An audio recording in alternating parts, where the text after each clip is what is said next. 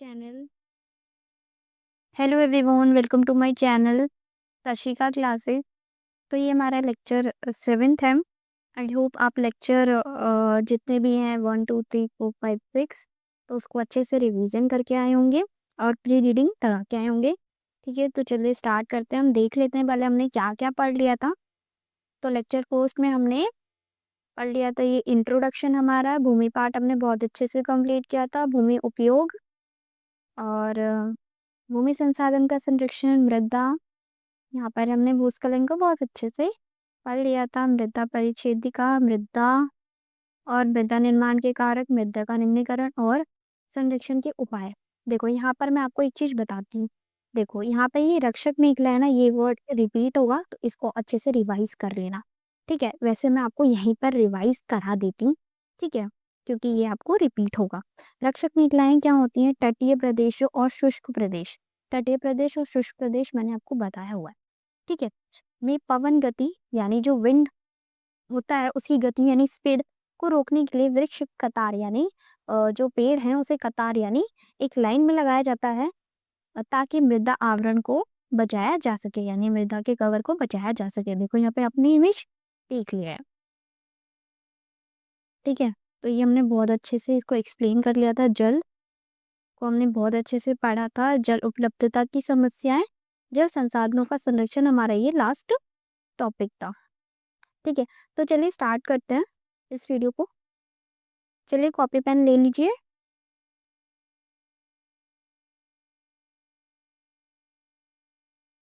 प्राकृतिक वनस्पति और वन्य जीवन,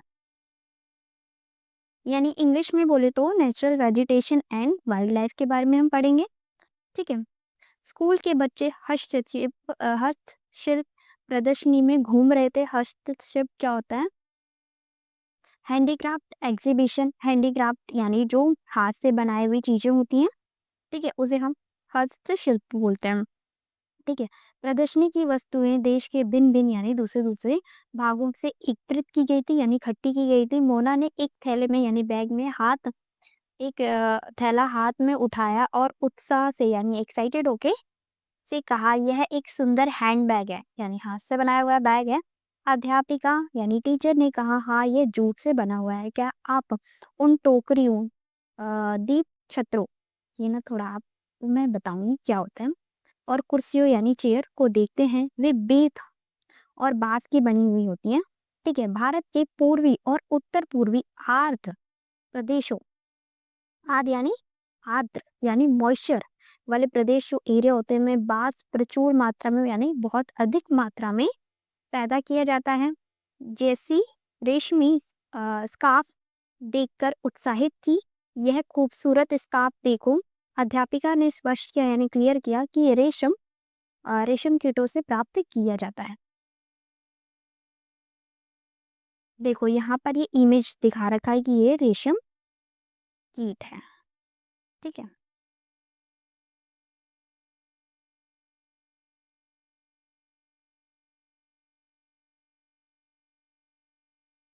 ठीक है, ये रेशम कीटों से प्राप्त किया जाता है, जो शहतूत के पेड़ों पर, मैं आपको दिखा दूंगी। ठीक है, शहतूत के पेड़ों पर पाले जाते हैं। बच्चे समझ गए कि पौधे हमें अनेक विभिन्न उत्पाद प्रदान करते हैं। उत्पाद यानी प्रोडक्ट, यानी हमें पेड़ों से बहुत सारी चीजें मिलती है ना, वही बोल रहा है, जिनका उपयोग हम अपने दैनिक जीवन यानी डेली यूज में करते हैं। तो हम देखो बहुत सारी चीजें यहाँ पर आई है, तो मैं थोड़ा एक्सप्लेन कर देती हूँ हमने क्या क्या चीजें यहाँ पर। थोड़ा आपको न्यू वर्ड लगा होगा तो मैं उसको समझा देती हूँ। देखो फर्स्ट वर्ड तो मैंने आपको बता ही दिया है। हस्तशिल्प का मतलब क्या होता है? हैंडीक्राफ्ट और handiwork, it refers to item that are made by hand, जो हैंड से बनाए जाते हैं। ऑफ्टन यूजली ट्रेडिशनल आर्टिस्टिक और simple tools that can be decorative और यूटिलिटी प्रोडक्ट, जो कि डेकोरेटिव होते हैं ना। देखो मैंने यहाँ पर एक वर्ड आया था दीप छत्रों, तो इसका मतलब क्या होता है? Lamp shade. तो इसका आप इमेज यहाँ पर देख सकते हैं, कुछ ऐसा होता है। तो देखो बेत आया था ना, तो उसका मीनिंग हम देख लेते हैं क्या होता है। बेत एक मजबूत और लचीली लंबी झाड़ी होती है, जिसके तनों का उपयोग फर्नीचर, टोकरियों और छड़ियाँ और कलात्मक वस्तुएं बनाने के लिए किया जाता है। ठीक है, कुछ ऐसा इसका इमेज होता है। देखो वहाँ पे शहतूत वर्ड का मीनिंग शहतूत आया था ना, शहतूत के पेड़।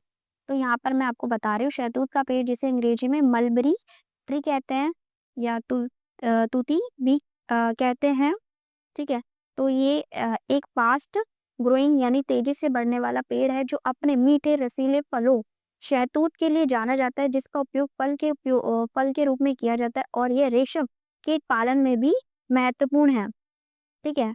और थोड़ा हम इसका इमेज देख लेते हैं, तो इसका इमेज कुछ ऐसा होता है। ठीक है। और आपने यहाँ पर देख लिया है कि यहाँ पे ये रेशम कीट शहतूत के उस पर है, पेड़ पर है। ठीक है। यानी रेशम का कीट ही है। ठीक है। अब हम यहाँ से पढ़ना स्टार्ट करते हैं। मेन यहाँ से स्टार्ट होता है आपका। ठीक है।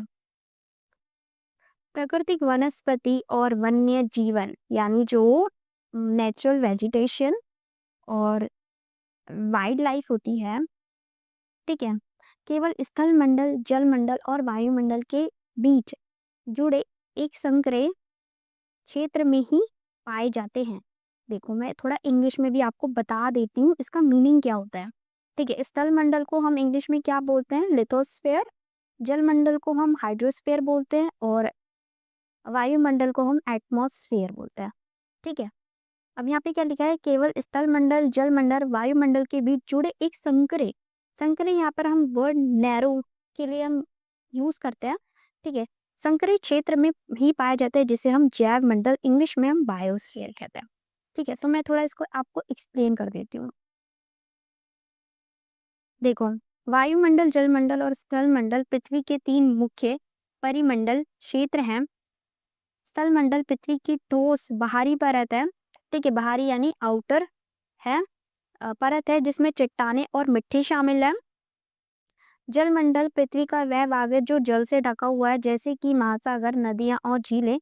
वायुमंडल पृथ्वी को घेरने वाली वायु की परत है।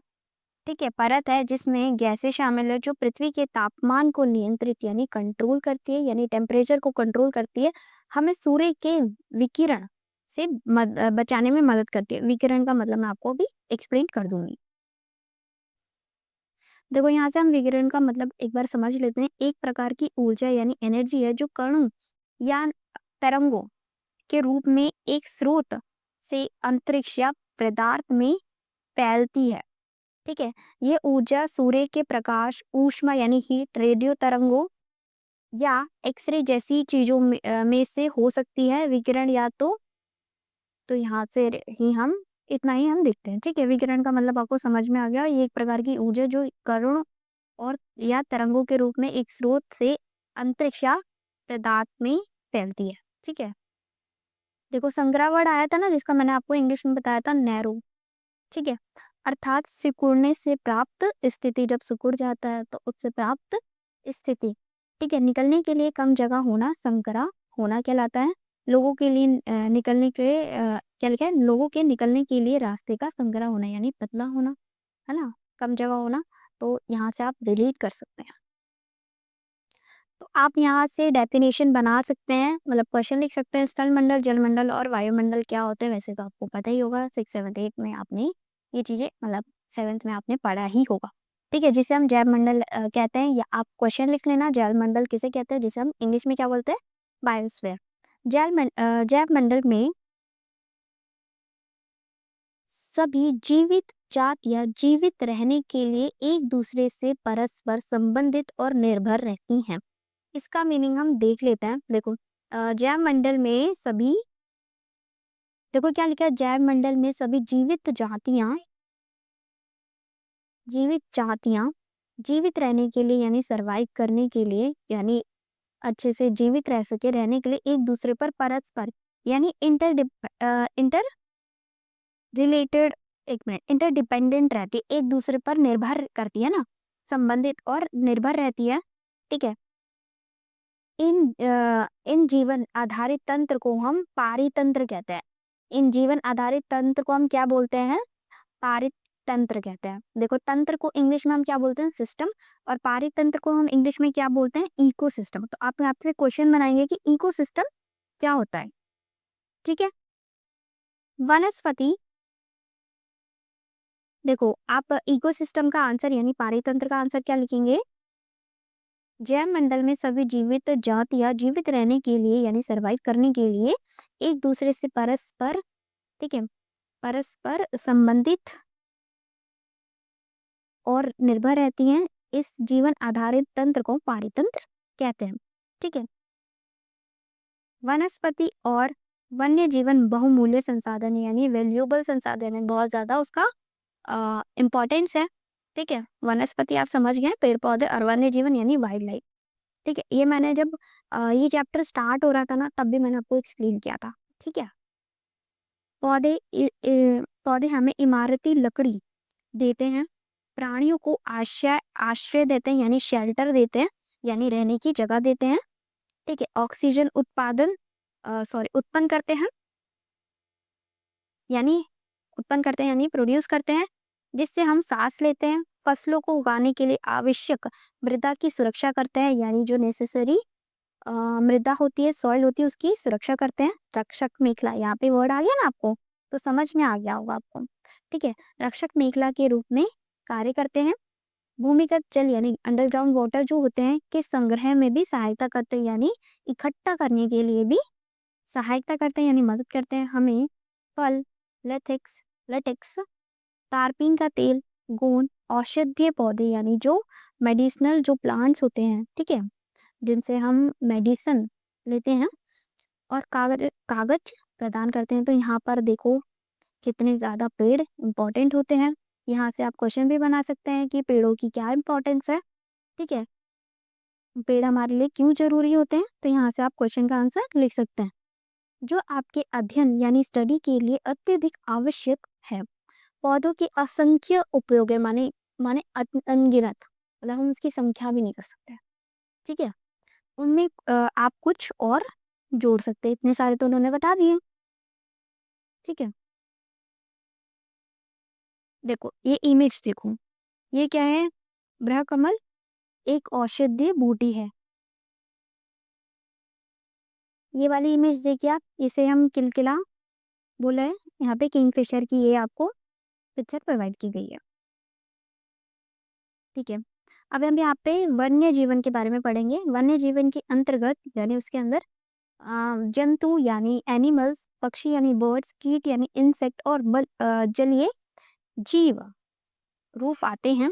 जलीय जीव यानी एक्वाटिक लाइफ आती है, यानी जो जल में रहने वाले जो जीव होते हैं उनकी बात करी जा रही है। उनसे हमें दूध, मांस, खाल और ऊन प्राप्त होता है। कि जैसे कि मधुमक्खी हमें शहद देती है, हनी फूलों के परागण में मदद करती है। देखो यहाँ पे ये वर्ड जो है ना, परागण, उसको इंग्लिश में पॉलिनेशन कहते हैं। हाँ, थोड़ा आइडिया हो गया होगा आपको। ठीक है। क्योंकि आपने ये साइंस का टर्म है, परागण हम देखेंगे क्या होता है, तो चलिए देखते हैं। ठीक है। और एक ये लाइन भी देख लेते हैं। और पारितंत्र में अपघटक को इंग्लिश में हम क्या बोलते हैं? डिकम्पोजर के रूप में भी एक महत्वपूर्ण भूमिका निभाती है।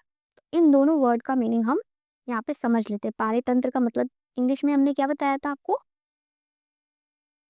Eco system. यहाँ से हम परस्पर का मीनिंग देख लेते हैं, एक दूसरे के साथ, दो या दो से अधिक पक्षों में। ठीक है। म्यूचुअल इंग्लिश में हम इसको बोलते हैं। यहाँ पे इमारती लकड़ी आया था ना, तो मैंने थोड़ा इसको ऐड कर दिया, जिनको नहीं पता उनके लिए। इमारती लकड़ी टिम्बर इंग्लिश में कहते हैं, एक प्रकार का काठ या लकड़ी है जिसे विशेष रूप से निर्माण, बढ़ईगिरी और अन्य औद्योगिक अनुप्रयोगों के लिए संसाधित किया जाता है। देखो इसकी एक इमेज मैंने आपको प्रोवाइड कर दी है। अब यहाँ पे देखो, ये वर्ड क्या आया था आपका? परागण। ठीक है। ठीक है। अब इसे इंग्लिश में हम क्या बोलते हैं? पॉलिनेशन। तो उस प्रोसेस को हम समझ लेते हैं। पॉलिनेशन क्या होता है? Pollination is the essential process of transferring pollen grain from the male anther of a plant to the female stigma. अब आपको समझ नहीं आया होगा, ट्रांसफरिंग का मतलब तो समझ में आ गया होगा, लेकिन पोलन ग्रेन क्या होता है, मेल एंथर क्या होता है ना, और फीमेल स्टिग्मा क्या होता है, ये थोड़े वर्ड्स आपको नहीं समझ में आए होंगे। मैं समझ सकती हूँ, तो थोड़ा मैं आपको समझा देती हूँ। ठीक है। तो ये हमारा एक फ्लावर है। ठीक है। तो मैं आपको थोड़ा इसका पार्ट समझा देती हूँ, तो आपको बहुत अच्छे से क्लियर हो जाएगा। देखो ये वाला पार्ट ना, ये ओवरी होता है। ठीक है। जो ये वाला पार्ट है आपको दिख रहा होगा, ठीक है। और ये वाला पार्ट जो मतलब ये वाला पार्ट है, इसे हम स्टाइल कहते हैं, और ये वाला ऊपर वाला पार्ट इसको हम स्टिग्मा कहते हैं, ठीक है। ये फीमेल पार्ट बोला जाता है, ठीक है। जिसे इसे एक साथ हम मतलब तीनों को एक साथ हम क्या बोल देते हैं, पिस्टल, ठीक है। और ठीक है, पिस्टल इसके जो फीमेल पार्ट होता है उसको बोला जाता है, ठीक है। और देखो, मैं आपको थोड़ा यहाँ पे ड्रॉ करके दिखाती हूँ कुछ। मतलब देखो ये ऐसी पार्ट है ना, एक मिनट, कुछ ऐसे। हाँ, ये मेल पार्ट है, ठीक है। ये मेल पार्ट है जिसे हम यहाँ पर ये क्या बोलते हैं, एंथर होता है ये, और ये फिलामेंट होता है, ठीक है। ये क्या होता है, मेल पार्ट होता है, ठीक है। देखो हम यहाँ पे क्या समझ रहे थे, पॉलिनेशन समझ रहे थे। तो पॉलिनेशन को हमने यहाँ पे हमने फ्लावर को समझ लिया है, ठीक है। देखो एक बार फिर से मैं आपको रिवाइज करा देती हूँ थोड़ा सा। मेल और फीमेल पार्ट याद रखो आप। देखो ये था स्टिग्मा, ये था स्टाइल, यानी ये स्टिग्मा था, ये स्टाइल था, ये ओवरी था। ये आप जानते ही होंगे वैसे। इन तीनों को एक साथ हम क्या बोल देते हैं, पिस्टल बोल देते हैं, ठीक है। और ये मेल पार्ट क्या है, एंथर और फिलामेंट। यहाँ पे ये मैंने एंथर बना दिया, ये मैंने फिलामेंट बना दिया, ठीक है। ठीक है, एक और चीज समझा देती हूँ आपको। ये जो एंथर होता है, इसमें से मतलब पॉलिन इसमें ही पॉलिन ग्रेन बनते हैं, ठीक है। बहुत इजी भाषा में थोड़ा मैंने आपको बता दिया है। तो यहाँ से हम थोड़ा डेफिनेशन देख लेते हैं। तो पॉलिन ग्रेन, देखो ये एंथर में ही बनते हैं। तो पॉलिन ग्रेन यहाँ से यहाँ पे ट्रांसफर हो रहे हैं, कहाँ पे ट्रांसफर हो रहे हैं, स्टिग्मा पर ट्रांसफर हो रहे हैं, ठीक है ना। स्टिग्मा पे ट्रांसफर हो रहे हैं, तो इसी प्रोसेस को हम क्या बोलते हैं, पॉलिनेशन बोलते हैं। समझ में आ गया आपको, यानी परागण बोलते हैं, ठीक है। एक बार डेफिनेशन देख लीजिए। Is the essential process of transferring pollen grain from the male anther, ठीक है, of a flower to the female stigma. समझ में आ गया आपको। देखो डिकम्पोजर यानी अब घटक, एक बार इसको समझ लेते हैं, ठीक है। ऐसे जीव होते हैं जो मृत पौधे यानी जो मर गए पौधे होते हैं और जानवरों के कार्बनिक पदार्थों को तोड़ते हैं और उन्हें सरल अकार्बनिक सामग्रियों में बदल देते हैं, ठीक है। जिससे पोषक तत्वों यानी जो न्यूट्रिशन तत्वों को पारिस्थितिक तंत्र में वापस पहुंचाया जाता है। जैसे ये बैक्टीरिया, कवक यानी फंगी, ठीक है। देखो थोड़ा हम इसको इंग्लिश में भी देख लेते हैं, ठीक है। A decomposer is an organism, ये एक ऑर्गेनिज्म होता है, such as bacteria, bacterium, fungus, worm और इंसेक्ट डेड ब्रेक डाउन यानी तोड़ता है डेड और decaying organic matter from plants and animal, animal और प्लांट से जो डेड हो जाते हैं, ठीक है, उनको तोड़ देता है, ठीक है। और रिलीजिंग करता है एसेंशियल न्यूट्रिशन, जो जैसे कि मर जाते हैं प्लांट और एनिमल, तो उनको तोड़ता है, ठीक है।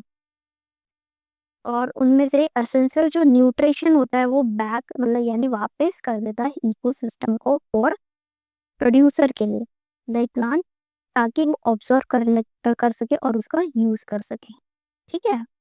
एक बार आप हिंदी में थोड़ा देख लो। एक ऐसे जीव होते हैं जो मृत पौधे और जानवरों के कार्बनिक पदार्थों को तोड़ते हैं और उन्हें सरल अकार्बनिक सामग्रियों में बदल देते हैं, जिससे कि पोषक तत्वों को पारिस्थितिक तंत्र यानी इकोसिस्टम में वापस पहुंचाया जा सकता है जाता है। और इसके एग्जाम्पल क्या है, बैक्टीरिया और कवक यानी फंगी। थोड़ा ना यहाँ पे इसके इम्पोर्टेंस के बारे में बता रखा है। तो these organism are vital for, यानी इम्पोर्टेंस होता है इनका बहुत ज़्यादा, for nutrition cycling, keeping environment clean. तो ये एनवायरनमेंट को क्या करता है, क्लीन रखता है यानी साफ रखता है, by preventing the buildup of waste and preventing the buildup of waste, यानी वेस्ट को इकट्ठा होने से ये बचाता है, एंड सपोर्टिंग करता है एंटायर फूड वेब को, ठीक है।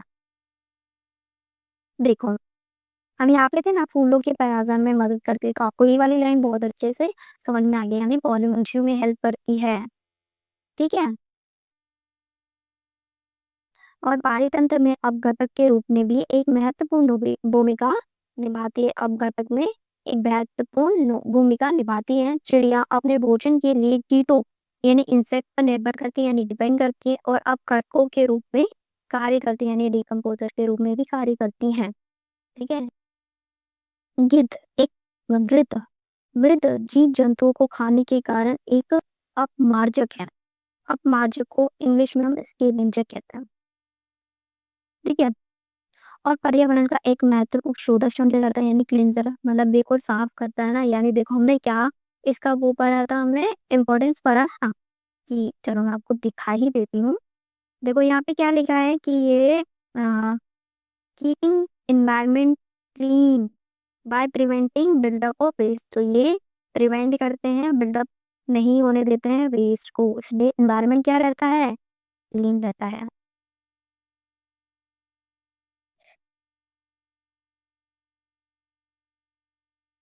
देखो हम यहाँ पे स्कैवेंजर यानी जो अपमार्जक जिसे हम हिंदी में बोल रहे थे, जिनमें शामिल है कि कई अर्थ होते हैं जिनमें शामिल है। हाँ, देखो मुर्दाखोर जानवर एक ऐसे ऐसे जीव जो मृत जीवों को का मांस खाते हैं और खाद्य श्रृंखला में अहम भूमिका निभाते हैं, जैसे कि गिद्ध और लकड़बग्घे। ठीक है, आपको समझ में आ गया होगा स्कैवेंजर हम क्यों। ठीक है। तो गिद्ध मृत जीव जंतुओं को खाने के कारण एक अपमार्जक है और पर्यावरण का एक महत्वपूर्ण शोधक समझा जाता है। ठीक है। इसलिए प्राणी चाहे बड़े हो अथवा छोटे, सभी पारितंत्र के संतुलन को बनाए रखने के लिए, यानी इकोसिस्टम का संतुलन यानी बैलेंस को बनाए रखने के लिए अनिवार्य है, यानी जरूरी है। तो हम रिवाइज कर लेते हैं, हमने क्या क्या चीजें देखी थी प्राकृतिक, वनस्पति और वन्य जीवन वाले टॉपिक में। तो हमने यहाँ पर आपको शहतूत के पेड़ दिखाए थे। ठीक है, ऐसे दिखाए थे उसे। हमने जैव मंडल के बारे में देखा था, इसकी डेफिनेशन भी आपको लिखनी है। स्थल मंडल, जल मंडल, वायुमंडल, ये चीज भी हमने आपको बता दी थी क्या होती हैं। ठीक है। पारितंत्र यानी इंग्लिश में जिसे हम इकोसिस्टम कहते हैं, इसको भी हमने आपको लिखवाया था। ठीक है, तो उसको भी अच्छे से रिवाइज करना। ठीक है। और पौधे से हमें क्या क्या चीजें मिलती हैं, जैसे कि प्राणियों को आश्रय मिलता है, ऑक्सीजन मिलती है, फसलों को उगाने के लिए आवश्यक मृदा, रक्षक मेखला, इसको मैंने अच्छे से एक्सप्लेन कर दिया था आपको। और ये सारी चीजें, फल, लेटेक्स, तारपिन का तेल, गोंद, औषधीय पौधे, ये आप क्वेश्चन बना सकते हैं। ठीक है। बहुत सारी चीजें हमें पौधे से मिलती हैं। ठीक है।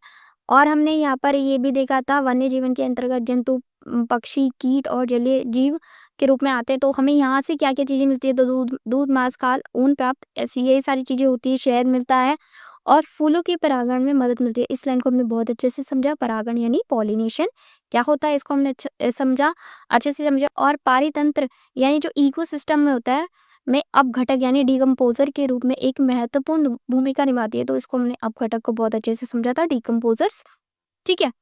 और यहाँ पे हमने फिर इसके गिद्ध के बारे में पढ़ा कि गिद्ध एक अपमार्जक यानी स्कैवेंजर है। ठीक है।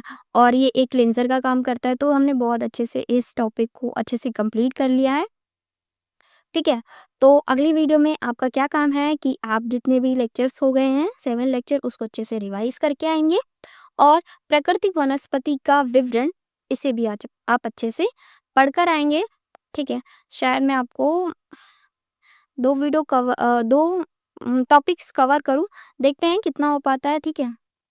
तो अच्छे से रीडिंग लगा कर आना, ताकि आपके कंसेप्ट क्लियर हो जाए। और कैसा लगा एक्सप्लेनेशन, वो चीज़ आपको ज़रूर बतानी है। वीडियो अच्छा लगा तो वीडियो को लाइक बहुत अच्छे से मतलब करना है आपको, शेयर करनी है वीडियो, वो तो आपको पता ही है। तो थैंक यू फॉर वॉचिंग।